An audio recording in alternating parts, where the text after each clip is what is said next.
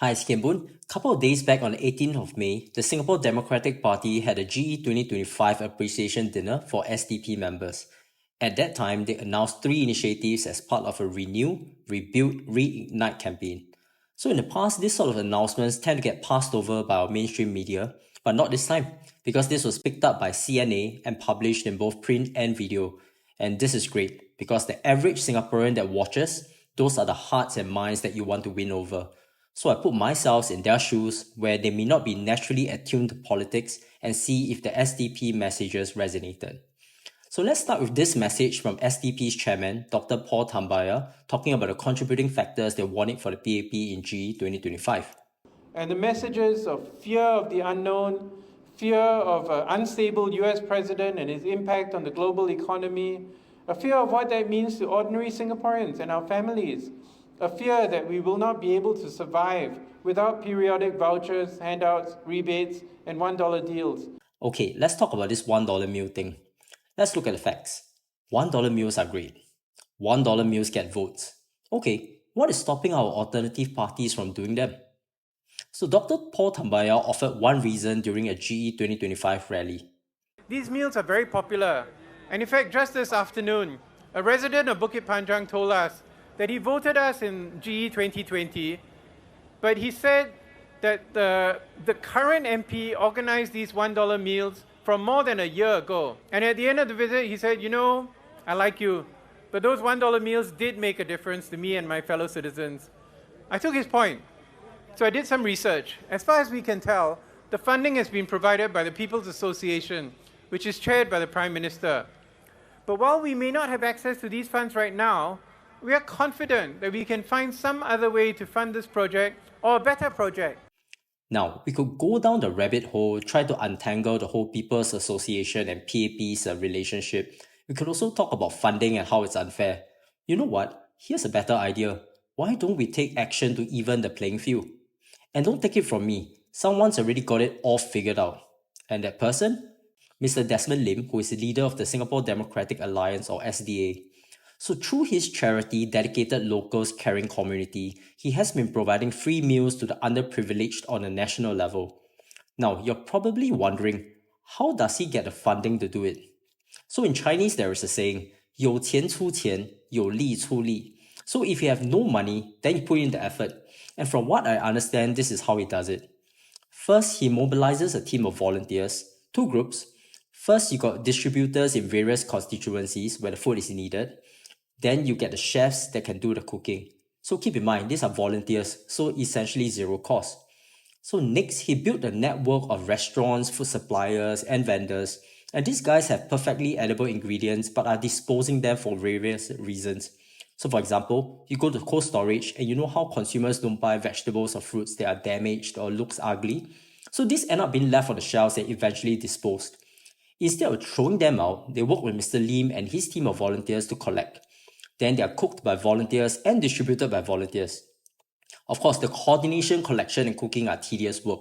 So from what I heard, for 5 years, Mr. Lim wakes up at about 3 a.m. to go around the island to do the pickup, fetch volunteers, and then distribute the food to various distribution points. And all this before he heads off for his day job. But this is not an election pitch. The point I'm trying to make here is this. You do not always need money to solve a problem. If you put in the effort, you can effect the same outcome. So instead of fighting over funding and fussing over the perceived unjust PA practices, why not take the path of least resistance and do things another way? Create your own version of the $1 meal. Now, this is a segue into talking about another major initiative that was announced by Dr. Chee at the event. We're going to launch a cooperative. It's called the Orange and Teal Social Enterprise and Cooperative, OTSEC. Singapore has been dominated by this PAP NTUC nexus. And this is shown to be very unhealthy for our economy where everything is top down. So the OTSEC is meant to be a very much ground up where we're looking for Singaporeans to own a part of this business, profit sharing, and to encourage young entrepreneurs coming up, freelancers, provide incubator services. We're going to launch this evening.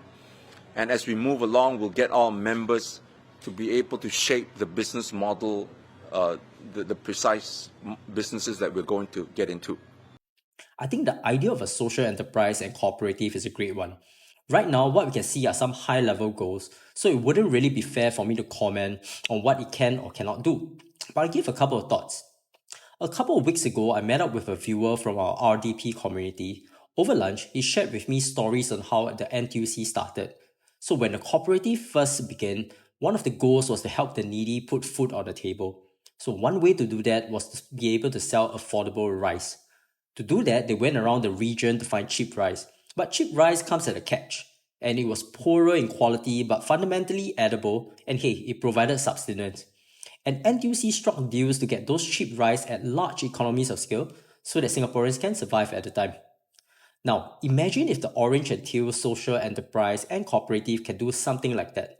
That's valuable for Singaporeans. In fact, I might even argue that this could have some synergies with the quasi $1 meal initiative that we just discussed. I'll even go a step further to say that aggregating demand of SMEs in Singapore could be another thrust of this new cooperative. You know how there are mamak stores under HDB and local convenience stores around the heartlands? Many of them are dying because they simply cannot compete because their purchasing costs as individual stores are too high. So if the cooperative could aggregate purchases, economies of scales could help our local enterprises thrive. I mean, there's a million and one ideas, so I've just thrown out just a few. But now I ask myself the question, these things that a cooperative could do, could we not achieve them outside of a cooperative? And if the goal is truly to benefit Singaporeans, is a cooperative the best way to operationalize these initiatives and benefits? I think that's a question that I pose to the leaders at the SDP. Now, Orange and Teal is the name of the cafe owned by Dr. Chee and the venue for many SDP affiliated events. I can't help but think that using that branding is a strategic mistake. Let me use an analogy. Now, many of you watch Red Dot Perspective because I keep a generally moderate view across issues. I try to present the facts, sometimes I take a side, you hear me out, and you form your own views. 5 years from now, I tell you that I'm running for elections as a Red Dot United candidate. I promise to continue to be fiercely neutral, and I won't let my candidacy sway what I think or say. I think some of you are going to be quite skeptical, no? So this perception problem is exactly the same problem that I think the Orange and Teal social enterprise and cooperative will face. So part of me feels that Dr. Chee is trying to make a point about the perceived cushy relationship between the NTUC and PAP, which is why I come to my question. Is the primary goal of the cooperative to benefit Singaporeans? If so, are Singaporeans best served with that brand choice? I think it's worth a thought. Okay, let's talk about the last initiative that was announced. Okay, let's look at some of the ideas. Now, the first one on an independent election department, not to say they're not independent today, but politics is a game of perception, and having the elections department separate from the PMO is just good hygiene. In the same vein, more transparency for the EBRC is a good thing. But credit to them this year, they have been more transparent than ever in explaining some of the boundary recommendations, and that's a step in the right direction. If you saw some of the analysis that I did on the effects of boundary changes, you can tell that their recommendations are influential in shaping election outcomes. I mean, quick example, this is the one where the former Jurong GRC voters were added to the former West Coast GRC in GE 2025. All else equal, the starting vote share for the PAP went from 52% in 2020 to around 58% in 2025 because of boundary changes. That is not insignificant. At the very minimum, I would say that even announcing the EBRC recommendations half a year or a year in advance would be a step in the right direction. I mean, the EBRC makes decisions based on factors like existing population and future population growth due to new BTOs, and those are factors that are known well in advance. Surely there is no reason to handicap all political parties with less lead time to the elections. Actually, this is very much in line with the fourth point about campaign period. When short lead time of the EBRC recommendations are combined with a short 9-day campaign period, this can make it challenging for Singaporeans to make an informed decision. I mean, I take longer to decide which brand and size of TV to buy, and you're asking me to decide the fate of Singapore at the same amount of time. That sounds hardly sufficient. So I think there can be a balance between either increasing the lead time for the EBRC recommendations and or campaign period. Now, point 6. I think our mainstream media do present the facts, although sometimes I do challenge the angle that they choose to show. And increasingly, I think Singaporeans are turning to alternative, independent media to consume information. I mean, just look at this election. While podcasters did not change the election, they played a critical role in shaping hearts and minds. And it's a matter of time that the NPPA will be made redundant if nothing is being done to allow independent media. And at this point, you probably noticed that I didn't touch on the abolishment of the GRC system. Now, before I get into that, let's talk about the point of this petition. There's two paths to victory. One, you convince the PAP government to enact the ideas. To do that, you need to present a call for action, which has been done. And you need to show at the minimum the case for action. So not only the what, but the why. The other path to victory, you convince Singaporeans that this is what they want, and the litmus test for that is in the number of signatories. And this is inherently hard because what is a good threshold before it's considered critical mass? Is it 10,000? 100,000? Also, not everybody's going to be comfortable expressing their views on a platform like change.org. Okay, so this petition calls for a disbandment of the GRC system and move back to a pure SMC system. The elephant in the room, why is the SMC system better? And for those that are more in the know, how does the SMC address the original intent for GRCs to ensure minority representation? Without all that context to get buy-in from the average Singaporean who are not politically attuned, this petition will only be coherent to the hardcore opposition supporters and have limited penetration in the broader Singapore community.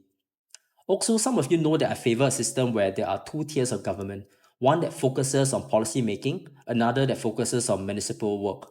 Would that be a better system than a full SMC system? That is worth a discussion too. Alright, so that's my 2 cents on the SDP announcements. Again, these views are based on what I think a less politically attuned Singaporean might have, and also based on what has been communicated by SDP so far.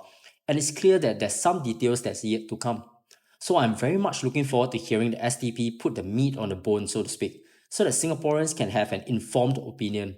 And I'll have the links to the full SDP videos in the description. So based on what you have heard and seen, what are your thoughts? Do let us know in the comment section, and until next time, this is our Red Dot Perspective.